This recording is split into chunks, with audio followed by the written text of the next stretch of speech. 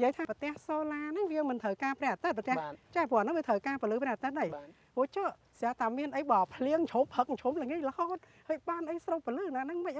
thì tôi tới bà sinh dương kết pi tham po solar đấy bởi vì pi bật lướiเอาแต่เมียนปลื้อไปធ្វើការប៉ុន្តែបើចាំបីไปធ្វើការបានចេញជាកម្លាំងធម្មពលដែលយើងអាចយកទៅប្រើប្រាស់បានណាវាត្រូវការកម្ដៅចាប់ពី25អង្សាចាបាទហ្នឹងហើយអង្សាសេបាទអង្សាសេមិន Fahrenheit ណាបាទអូខេអង្សាសេគឺត្រូវការពន្លឺដែលយើងអាចយកមកប្រើការបានហ្មងគឺចាប់ពី25ឡើងទៅដល់35អូចឹងបើខាងស្រុកត្រជាក់បាទដែរបាទស្រុកត្រជាក់គេមានមួយប្រភេទទៀតបងសម្រាប់តំបន់ត្រជាក់គឺផ្ទាំងកញ្ចក់ពណ៌ខ្មៅអញ្ចឹងវាធ្វើការចាប់ពី19អង្សាសេឡើងដល់25អាហ្នឹងក៏យើងនៅហៅថាសូឡាដែរបាទសូឡាដែរប៉ុន្តែវាប្រភេទពណ៌ខ្មៅអាហ្នឹងគឺស្រូបពលឺបានខ្លាំងជាងប៉ុន្តែបើយើងយកមកប្រើនៅតំបន់ក្តៅវាឆាប់កាត់បន្ថយអាយុវាវិញវាបញ្ច្រាស់គ្នាវិញអញ្ចឹងគេផលិតមកសម្រាប់តំបន់ត្រជាក់ហើយនិងតំបន់ក្តៅខុសគ្នាដែរអូចុះដល់ទៅតំបន់វាលខ្សាច់សារ៉ាវិញអានោះអត់ដឹងបង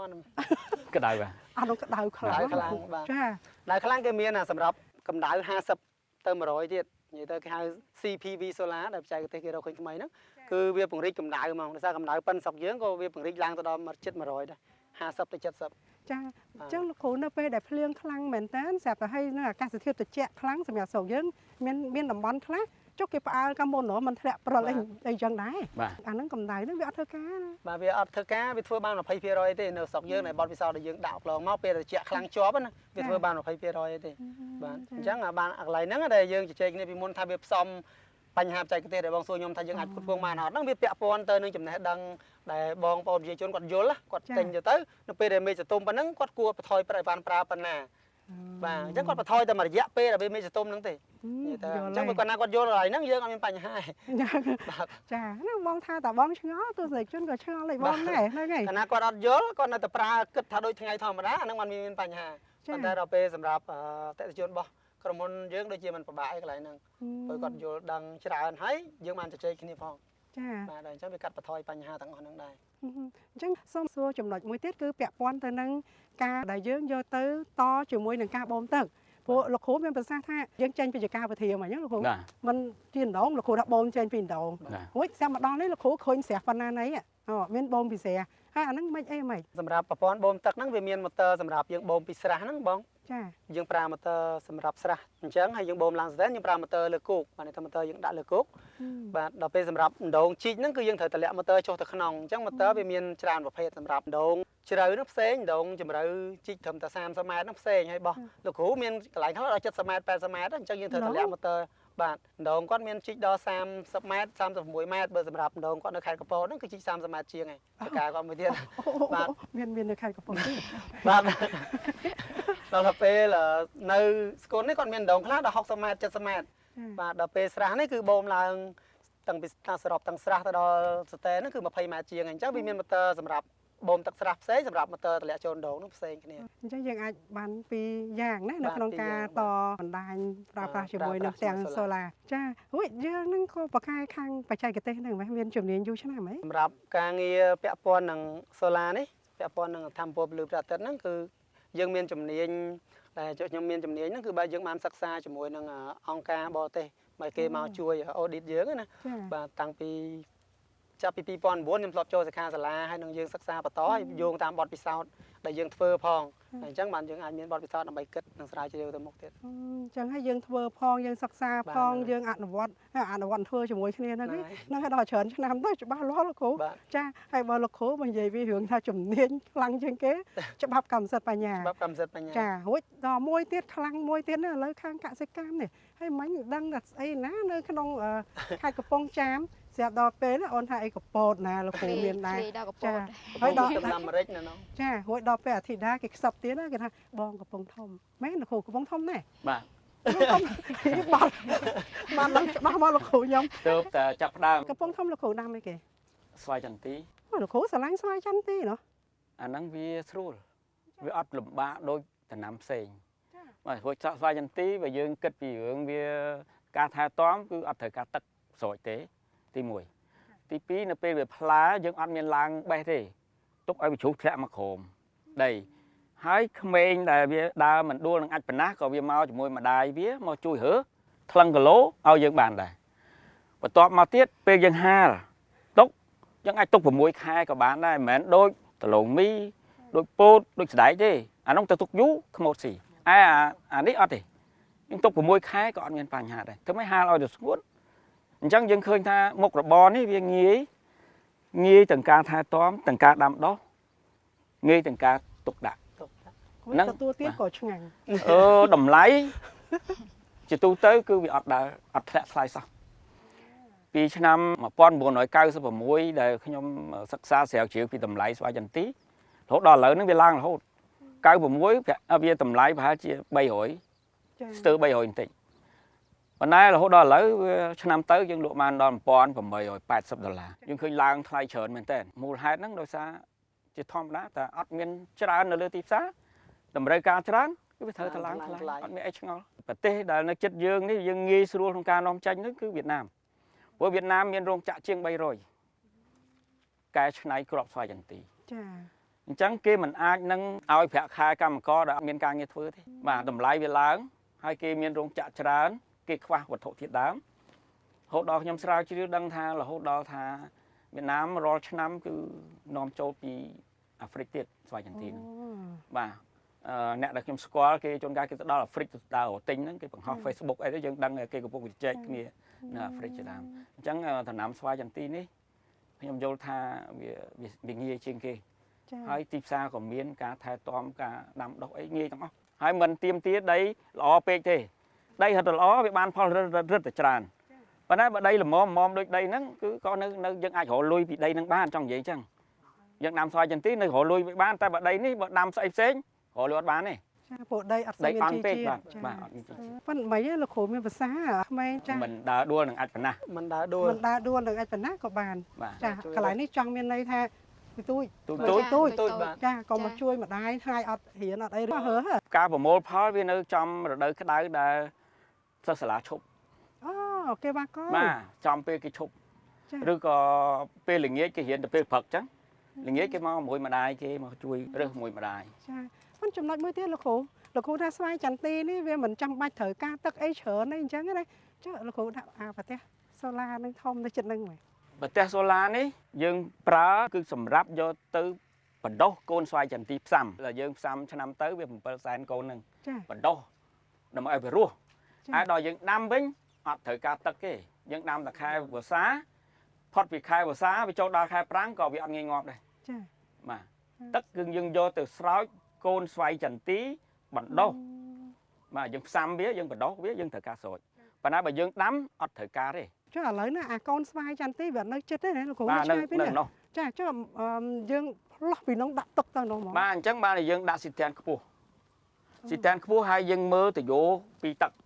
thì lại cho màu trắng pression với phòng piết với kháng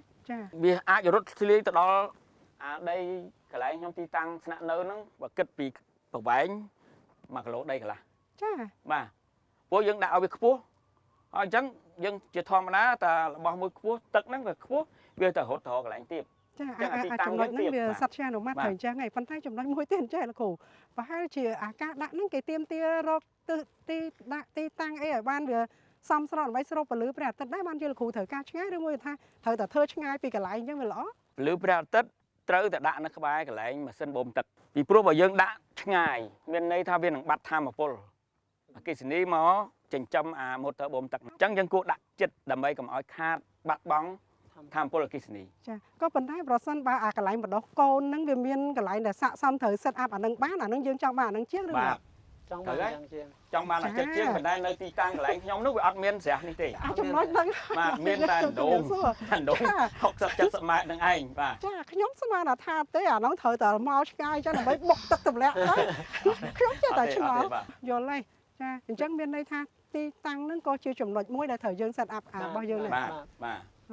chắc lẹ khăn xong sọp rồi miệng đã đằng mò ôn điệp ròm tình mà chẳng lẹ khăn xong sọp để xa nơi cái lại còn đọc xoay chân tí nó còn miền đồng chòi đồng dương chín á đồng khuông này thấy dương đạo motor này nóng này và tận tái bị cột cung tắc ấy để xa quạt thời ca đo sam sắp mét kíp ấy nó không máu ngay chỉ tu tới đồng chích cứ chơi nhặt lớp 5 mét kíp ấy không máu chỉ mà xôm mong là đầm món hết mà cái chuyện 7-4 mét kíp nè 5 mét kíp chẳng bị crop chẳng những thời quạt thời đạn này vì miền srap á và đằng chẳng còn đạn bên đây làm bây giờ chui rồi nên nó có thay cha con on rồi trên này សូមថ្លែងអំណរគុណដល់បងប្អូនទាំងពីរថ្ងៃហ្នឹងដែលបានចូលរួមជាមួយកម្មវិធីយើងណាចាកម្មវិធីកសិកម្មគឺយើងត្រូវតែមានប្រព័ន្ធទឹកបើសិនជាអត់មានទឹកយើងធ្វើកសិកម្មមិនបានទេមែនទេ អត់ម្ចាស់ការ ចាមិនបានទេ អត់ម្ចាស់ការ ចាត្រូវហើយអញ្ចឹងឥឡូវអញ្ចេះបងអូនប្រកាសជារវល់ហើយប៉ុន្តែមុននឹងបងអូនទៅធ្វើការងារបន្ថែមនៅក្នុងចាត្រូវហើយកសិដ្ឋានហ្នឹងធំចាហ្នឹងហើយអូនមានអីដើម្បីជម្រាបជូនដល់លោកអ្នកបានជ្រាបពីការងារដែលយើងប្រើប្រាស់ប្រព័ន្ធពលឺព្រះអាទិត្យហ្នឹងណាអូន បាទសម្រាប់ប្រព័ន្ធពលឺព្រះអាទិត្យយើងនិយាយថាប្រព័ន្ធស្រូបលឺថ្ងៃណាទាំងកញ្ចក់ស្រូបលឺថ្ងៃដែលនៅស្រុកខ្មែរយើងឥឡូវហ្នឹងកំពុងពេញនិយមនៅក្នុងការប្រើប្រាស់បាទខ្ញុំគ្រាន់តែចង់ជម្រាបជូនថាសម្រាប់អ្នកធ្វើចំការដោយបងមកឃើញនៅចំការរបស់លោកគ្រូហ្នឹងគឺគាត់បានតំណាក់តំណងខាងក្រុមហ៊ុន Solar Green ហ្នឹងតាំងពីដំបូងក្រោយមកសិក្សាដាក់ជាមួយគ្នាបើនិយាយតាំងពីខ្ញុំដាក់លក់ឲ្យគាត់ហ្នឹងផលលោកគ្រូហ្នឹងគឺដូចជា3ឆ្នាំហើយបាទគាត់ដាក់រហូតអញ្ចឹងបានខ្ញុំចង់ចែករំលែកបទពិសោធន៍ហ្នឹងគឺសម្រាប់ចការធំមួយគឺយើងមិនអាចនឹងផ្គត់ផ្គង់ដាក់ម្ដងឲ្យគ្រប់ទេទៅភ្ញៀវដែលគាត់ធ្វើចំការឬក៏គាត់មានកសិដ្ឋានអីផ្សេងហ្នឹងគាត់មកជួបខ្ញុំគឺភាគច្រើនគាត់ចង់គិតមកគ្រប់តាំងពីដំបូងមកបាទដល់បទពិសោធន៍ដែលយើងជួបគឺគាត់គ្រាន់តែបានគិតហើយគឺអត់ចប់ហើយព្រោះវាអស់លុយច្រើនពេក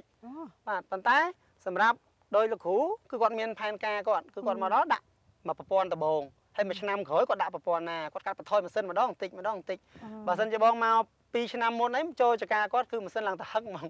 ព្រោះម៉ាស៊ីនគាត់ប្រឆាយមួយថ្ងៃ5គ្រឿងអីបាទលាន់អញ្ចឹងដើម្បីបូមទឹកហ្នឹងដល់ឥឡូវស្ងាត់ជាតិដល់ឥឡូវគាត់ដាក់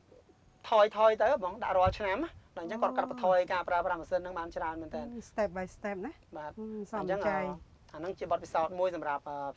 បងប្អូនដែលគាត់ចង់ធ្វើចំការណាចាអញ្ចឹងថ្ងៃហ្នឹងអរគុណដល់លោកគ្រូលោកគ្រូបាទអរគុណច្រើនគ្រូអីទេបាទចាព្រោះថាលោកគ្រូបានសម្រេចចិត្តជ្រើសរើសក្រុមហ៊ុនអូនព្រោះអីយើងឃើញថាក្រុមហ៊ុន Solar មានច្រើនណាលោកគ្រូណាហើយក៏សូមទោសដល់លោកអ្នកដែលប្រកបរបរ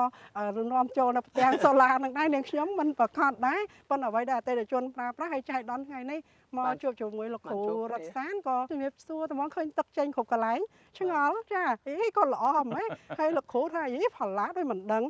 គេធ្វើកសិកម្មធ្វើស្រែនឹងទឹកធ្វើសឹកនឹងបាយព្រោះបើយើងអត់មានទឹកធ្វើម៉េចចឹងហើយបានអូអញ្ចឹងថ្ងៃនេះគាត់ជួនល្អឥឡូវនេះសូមលោកស្រីតំណាងក្រុមហ៊ុនចាមានអីដើម្បីជម្រាបជូនលោកអ្នកអូនចាសម្រាប់នាងខ្ញុំក៏សូមថ្លែងអំណរគុណដល់លោកគ្រូហើយក៏ចង់ទៅដល់អតិថិជនទាំងអស់ដែលមានជំនឿទុកចិត្តមកខាងក្រុមហ៊ុននាងខ្ញុំចាអញ្ចឹងអ្វីដែលនាងខ្ញុំចង់ផ្ដាំបំផុតហ្នឹងគឺថាយើងត្រូវជជែកគ្នាពីតម្រូវការដែលគាត់ចង់ប្រើនិងជជែកនៅអ្វីដែលខាងនាងខ្ញុំហ្នឹងផ្ដល់ជូនបានអញ្ចឹងគឺជាចំណុចមួយដែលខាងក្រុមហ៊ុននាងខ្ញុំហ្នឹងធ្វើមកហើយក៏វាជាចំណុចឈ្នះដែរចាគឺទី1នឹងចង់និយាយថាចូលគោលនយោបាយឈ្នះរបស់សម្ដេចចាគឺសម្រាប់អតិថិជនគឺគាត់មានទឹកក្នុងការប្រើប្រាស់គឺទាំងរដូវប្រាំងនិងរដូវវស្សាចាគឺមានទឹកវាផ្ដល់ទឹកជូនជារៀងរាល់ថ្ងៃចាហើយសម្រាប់ខាងក្រុមហ៊ុននាងខ្ញុំហ្នឹងគឺយើងមានការងារធ្វើយើងមានប្រាក់ចំណេញហើយមួយទៀតហ្នឹងគឺយើងផ្ដល់ទៅដល់រដ្ឋស្ថាប័នរដ្ឋព្រួយខាងក្រុមហ៊ុននាងខ្ញុំជាក្រុមហ៊ុនមួយដែលយើងធ្វើការបង់ពន្ធស្របច្បាប់ទាំងការដែលនាំចូលទាំងការលក់ចេញអញ្ចឹងបើសិនចា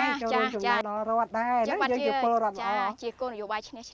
ចាអញ្ចឹងមានន័យថានាងខ្ញុំបាននាំចូលទាំងលក់ចេញគឺយើងបង់ពន្ធទាំងអស់ជូនទៅដល់រដ្ឋហើយណាមួយទៀតក៏ចំណុចមួយទៀតគឺល្បីខាងបងយូរហើយចង់ជួបអរគុណបងច្រើនអរគុណច្រើនអរគុណដល់ស្ថានីយ៍ទូរទស្សន៍ BTV ចាដោយសារតែផ្ដល់ឱកាសនិងកិត្តិយសដល់នាងខ្ញុំក្នុងការដែលជួបជាមួយនឹងខាងបងចាជួបពិតប្រកបមែនឃើញថាប្រកែនិយាយមែនអរគុណចាអរគុណចាថ្ងៃនេះខ្ញុំបាន10បងលោកគ្រូចាប៉ុន្តែជំរាបជូនការពិតកន្លងមកថានិយាយត្រង់ហ្មងឲ្យតែលឺតែសារអញ្ចឹងអៀនកាត់ចេញទាំងអស់ហ្នឹងប្រាប់បងប្អូនខាងកាត់តអូនកាត់ចេញតែថ្ងៃនេះសុំទុកម្ដងចាអញ្ចឹងមានន័យថាគឺយើងចូលរួមទាំងអស់គ្នាហើយយើងក៏ចង់ឲ្យកសិកម្មនៅក្នុងស្រុកខ្មែរយើងហ្នឹងគឺគាត់អាចងាកមកមើលការប្រើប្រាស់នៅធម្មពលអគ្គិសនីប្រើដោយពលឺព្រះអាទិត្យខ្ញុំទទួលស្គាល់ថាវាជាចំណុចមួយដែលតម្លៃនៅការទិញមុនដំបូងហ្នឹងវាថ្លៃមែនប៉ុន្តែបើសិនជាយើងគិតដូចគាត់មានប្រសាសន៍អញ្ចឹងគឺយើងគិតមកជំហានមួយជំហានយើងកាត់ចំណាយបន្តិចម្ដងគឺយើងអាចនឹងធ្វើបានដូចខាងលោកគ្រូគាត់ធ្វើអញ្ចឹងចាអូនណាធីតាល្អមែនទែនលោកគ្រូក្មេងឥឡូវគេបកកាយអញ្ចឹងណាលោកគ្រូគេបកកាយទាំងរកទទួលទានអាជីវករវ័យក្មេងយើងមានសហគ្រិនវ័យក្មេងចាក្រោយរុញរលកមុខចារុញទៅបាត់មកលោកគ្រូហើយលោកគ្រូមានភាសាមកថាខ្ញីមិនកាន់តែចាស់កាន់តែហិលចាបណ្ដាកាន់តែចាស់កាន់តែខ្ញីខ្ញីកាន់តែចាស់កាន់តែហិលតែ តែមនុស្សកាន់តែចាស់កាន់តែខ្ញី ដែរហើយអូនអូនបកកាយណាហ្នឹងឯងជូនពរឲ្យចេះតែរីចម្រើនហើយសំខាន់ហ្នឹងគឺថាការប្រកបរបរការប្រកួតប្រជែងដែលស្មោះត្រង់លោកគ្រូណា ចាហ្នឹងជាចំណុច អាហ្នឹងជាចំណុចសំខាន់ហើយក៏ចង់ជូនទៅដល់អ្នកដែលគាត់ចង់ធ្វើអាជីវកម្មនេះដូចគ្នាសូមគិតទៅដល់ចំណុចដែលជាការទទួលខុសត្រូវចាចំណុចទទួលខុសត្រូវហើយនឹងចំណុចដែលយើងកុំនិយាយបំភ្លើសពីការពិតពេកចាឥឡូវឧទាហរណ៍ថាសូឡាម៉ូទ័របូមទឹកនេះគឺយើងប្រើបានមួយថ្ងៃ10គីបប៉ុន្តែជួនកាលគាត់ថាដល់20គីបឬក៏10គីបជាងចាហ្នឹងវាជាចំណុចលើសហើយចាអញ្ចឹងគឺមានន័យថាហើយជាការរួចខ្លួនគេថា return invest ហ្នឹងគឺក្នុងរយៈពេលប្រហែលជា3ឆ្នាំដែលតិចបំផុតណាបងចាអញ្ចឹងមិនមែនមួយឆ្នាំទេអាហ្នឹងគឺយើងសូមកុំឲ្យមានការដែលនិយាយបំភ្លើសការពិតពេកព្រោះតែកណាបំភ្លើសហើយគឺអត់នៅបានយូរទេចាគឺស្គាល់តែម្ដងចាអរគុណនាងអរគុណណាស់អញ្ចឹងសូមលោកខាងអ្នកគ្រប់គ្រងបច្ចេកទេសចាក៏ដូចជាលោកស្រីតំណាងក្រុមហ៊ុនណាចាសូមបំពេញការងារចោះឲ្យអរគុណមែនតើថ្ងៃហ្នឹងចាអរគុណដូចគ្នាបងអរគុណអូនហ្នឹងហើយអញ្ចឹងថ្ងៃនេះយើងត្រូវធ្វើអីខ្លះនៅក្នុងកសិដ្ឋានរបស់លោកគ្រូការពិតទៅខាងក្រុមជាងហ្នឹងគេមកដើម្បីថែទាំប្រព័ន្ធរបស់គាត់ដើម្បីមើលព្រោះប្រព័ន្ធគាត់ច្រើនក្នុងចក្រស្ថានលោកគ្រូហ្នឹងមានប្រព័ន្ធច្រើនអញ្ចឹងទៅប្រហែលជាមួយខែឬក៏2ខែហ្នឹងគឺពួកខ្ញុំមកម្ដងហើយបាទដើម្បីមកមើលវាមានបញ្ហាអីឬក៏អត់ព្រោះប្រព័ន្ធច្រើនហើយណាមួយខាងលោកគ្រូហ្នឹងដូចបងដឹងអញ្ចឹងគាត់រវល់ដែរប្រព័ន្ធច្រើនដល់អញ្ចឹងខាងក្រុមជាងខ្ញុំហ្នឹងមកដើម្បីមើលថែខ្លួនឯងដោយសារវានៅក្នុងការធានា3ឆ្នាំចាបាទចុះលោកគ្រូរតសានមានប្រសាសន៍ហើយតាគាត់ថាគាត់ដោយត្រូវការក្រុមហ៊ុនខាងបងប្អូនហ្នឹងមូលហេតុដែលបងប្អូនសេវាល្អចាហើយមួយវិញទៀតទទួលខុសត្រូវហើយបើគាត់ចំណាយថវិការាប់ម៉ឺនដុល្លារហើយឲ្យគាត់មកមើលការងារហ្នឹងវិញបានពួកជំនាញគាត់ស្រឡឹងស្វ័យយន្ទីនេះត្រូវគិតឆ្នាំនេះអញបានលុយប៉ុន្មានចាអូនមើលមួយតោនមិនលឿនចា1800ជាងគ្រូខ្សឹបបន្តិចមកលោកគ្រូមួយឆ្នាំបានបានតោ100តោនជាង100តោនជាង150តោន150តោនជាង100ក្នុងវង110ទៅ120តោនឆ្នាំទៅអូនឯងអូនឯងធ្វើម៉េចតំណាក់តំណលោកគ្រូឲ្យស្អិតតិចណាអូនតែលោកគាត់និយាយទៀតគាត់ត្រូវកាត់ទៀតហ្នឹងហើយចាបាទអត់អីទេព្រោះលោកគ្រូគាត់ពង្រីកការគាត់គេច្រើនប្រព័ន្ធបូមទឹកប្រព័ន្ធភ្លើងហ្នឹងគឺគាត់តាក់ទងខាងក្រុមហ៊ុនខាងក្រុមហ៊ុនខ្ញុំហ្នឹងហើយអញ្ចឹងលោកអ្នកនាងនៅពេលដែលបានទស្សនាហើយមានចំណុចណាមួយដែលគិតថាល្អក៏តំណាក់តំណងទៅចោះហើយនៅខ្ញុំក៏សូមខន្តីអភ័យទោសចាប្រសិនបើលួសឬមួយក៏យ៉ាងម៉េចហ្នឹងក៏សូមអធិស្ឋានចាអរគុណអូនបំពេញការអរគុណចាជ្រាបលាបងចាអរគុណនាងចាឥឡូវនេះលោកអ្នកនាងបងប្អូនគេក៏ទៅបំពេញការងាររបស់គេហើយលោកគ្រូឥឡូវយើងគិតយ៉ាងម៉េចទៀតយើងទៅកន្លែងកូនស្វាយចន្ទទីឬមួយក៏យើងទៅអាមេរិកមុនខ្ញុំយល់ថាកន្លែងកូនស្វាយចន្ទទីយើងទៅមើលមិនផ្លែទេបន្ទាប់មកយើងចូលទៅមើលអាមេរិកព្រោះអាមេរិកវាមានលក្ខណៈបច្ចេកទេសក៏ដូចជាការដាំដុះវាមានលក្ខណៈមិនដូចគេ100%ទេហើយកូនស្វាយចន្ទទីយើងអាចគ្រាន់តែមើលទៅយើងដឹងថាអូសួនវាប៉ុណ្ណឹងអីចឹងបាទអញ្ចឹងគឺចាបាទឥឡូវខ្ញុំឆ្ងល់លោកគ្រូជួអដីផងដាំអីក្នុងហ្នឹងឬក៏មិន